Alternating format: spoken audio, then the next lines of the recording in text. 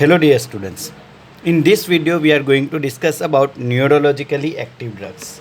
There are mainly two categories, tranquilizers and analgesics. These two categories of the drugs belong to the neurologically active drugs. These are going to affect the message transfer mechanism from the nerve to receptor. जो nerve से receptor का message transfer mechanism होता है that is going to be get affected by the tranquilizers and analgesics. In this first video we are going to discuss about the tranquilizers. Tranquilizers are the class of chemical compound used in the treatment of stress. Yes, whenever examination stress है, काम का है, business related है या कोई भी type के stress है, वहाँ पे ये यूज़ किया जाता है in the treatment of stress और mild to severe mental disturbances. Then this category of tranquillisers, जब भी आप स्ट्रेस में या तो मेंटल डिसीज कोई भी टाइप का है, रात को नींद नहीं आती, बहुत ज़्यादा टेंशन रहता है, बाबर चिंता में डूबे रहते हो, बाबर इरिटेशन, बहुत ज़्यादा गुस्सा आ रहा है, in such all the cases tranquillisers category of drugs can be use. This category of drugs relieves the anxiety, stress, irritability and excitement by inducing the sense of well-being. इस तरीके से करने की वजह से this category of drugs are widely use for the individual वो is suffering from the anxiety, stress, irritability और over excitement है. इन सब केस को वो सप्रेस करके induce the sense of well being. It is one of the most essential components of our sleeping pills. हाँ, जो नींद की गोलियाँ होती है उसके अंदर भी ट्रैंक्विलाइजर्स रहते हैं. They are various types of tranquilizers. They function by the different mechanisms. अब सबसे ज़्यादा इम्पोर्टेंट क्या है कि ट्रैंक्विलाइजर्स की ज़रूरत क्यों है और किसको है. हमारे बॉडी के अंदर एक हार्मोन्स रिलीज होते हैं, हार्मोनल सिक्रेशन है which is called as noradrenaline. Noradrenaline is one of the most important neurotransmitter which is responsible for the mood changes. अगर हमारे ये जो मूड चेंजेस जो है बाबर हमें अच्छा सेंस ऑफ वेल बीइंग में रखने के लिए नॉर एड्रीनालिन का नॉर्मल लेवल होना ज़रूरी है.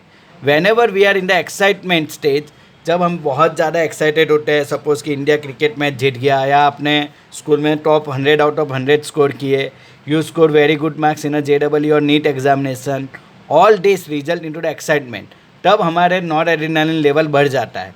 But on the other side, suppose कि इंडिया मैच हार गया, आपने जो पैसे लगाए थे वो डूब गए शेयर मार्केट में बराबर, या तो आपने जो प्रिडिक्ट किया था ऐसा स्कोर एग्जामिनेशन में नहीं आया, तो इन सब केसेस में क्या होता है कि वी फील डिस्टर्ब, स्ट्रेस, हम अपने आप को लूज़र समझने लगते हैं and all this condition is arise.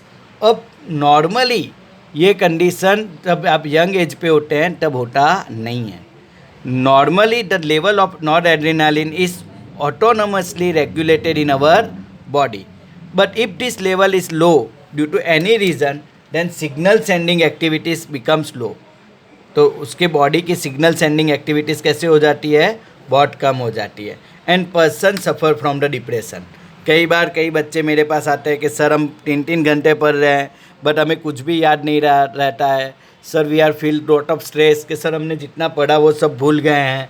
But इसका रीज़न है कि जो वो पढ़ रहे हैं आँखों से वो उसका ब्रेन तक नहीं जा रहा है. सिग्नल सेंडिंग एक्टिविटीज़ उसकी वीक हो गई है. क्यों? क्योंकि वो लोग ओवर थिंक कर रहे हैं किसी पर्टिकुलर चीज़ों के बारे में कि ये मुझे नहीं आ रहा है या ये बहुत ज़्यादा इंपॉर्टेंट है बट मेरे को ठीक से समझ में नहीं आया था, मैं नहीं कर पाऊँगा. अगर मैंने किसी आदमी को उठा दिए, अगर वो पैसे नहीं आए तो मेरा क्या होगा.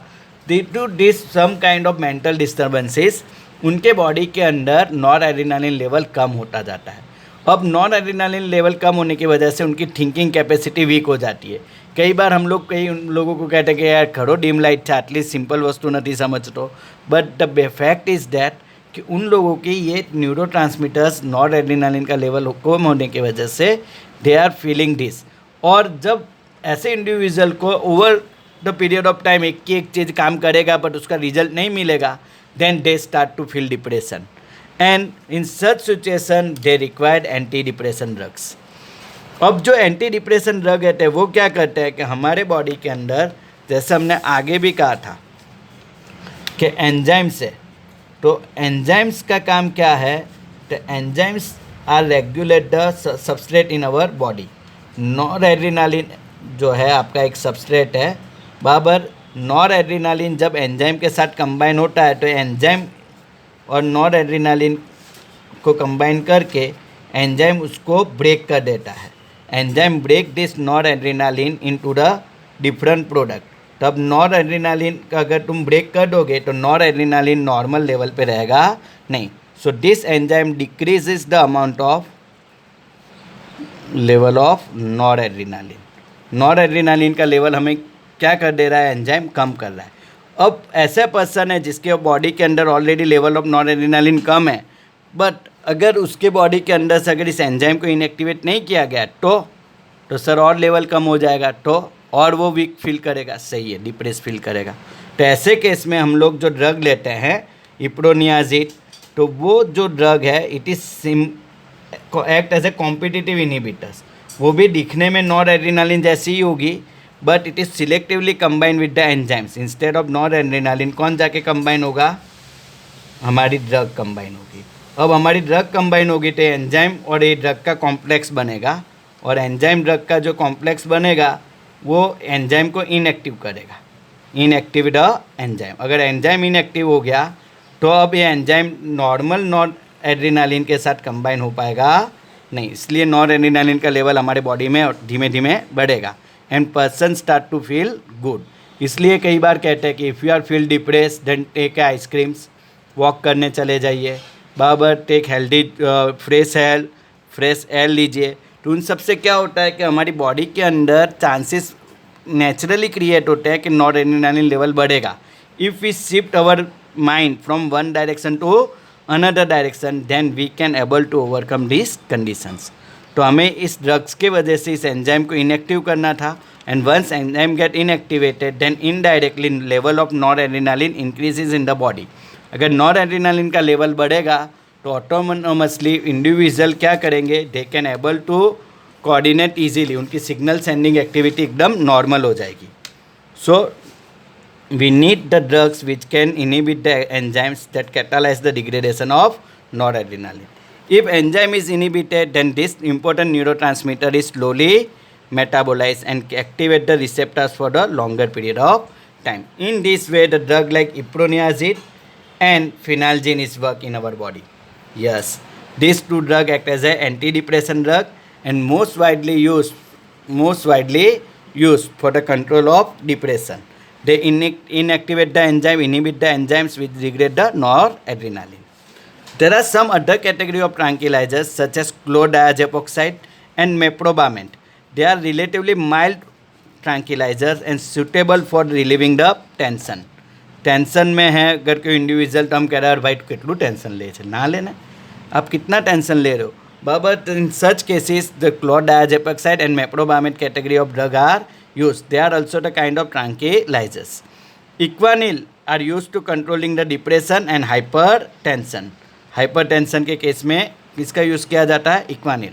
सो इक्वानिल, chlordiazepoxide, meprobamate, all other categories of tranquilizers used in the treatment of tension. अब यहाँ पे देखेंगे कि मेप्रोबामेट ATE एस्टर ग्रुप है, C1100 एस्टर ग्रुप है, यहाँ पे C1100 एस्टर ग्रुप है। बराबर, इक्वानिल के अंदर भी C1100 NH2 ग्रुप है, C1100 NH2 ग्रुप। इक्वानिल, मेप्रोबामेट, यहाँ पे आप देखेंगे तो एमाइन ग्रुप है, यहाँ पे कौन सा ग्रुप है? Amine, chlordiazepoxide. So sometime in examination which of the following are the same category of drugs or consist of the same functional group? Then meprobamate and equanil. Next, tranquillisers के अंदर sleeping pills भी tranquillisers होते हैं।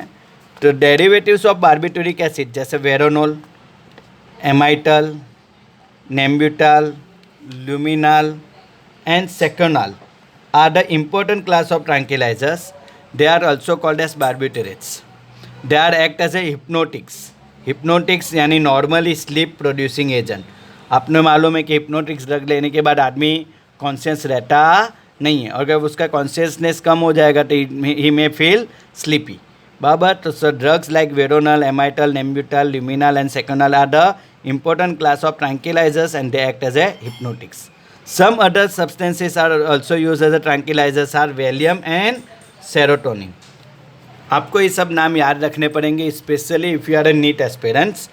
अब यहाँ पे आप देखेंगे Veronal, Valium, serotonin, all this as a different kind of structure. किसी दो के स्ट्रक्चर सेम है नहीं, they are barbiturates derivatives. They are barbiturates derivatives. This is all about our tranquilizers. In the next video we will discuss about the analgesics.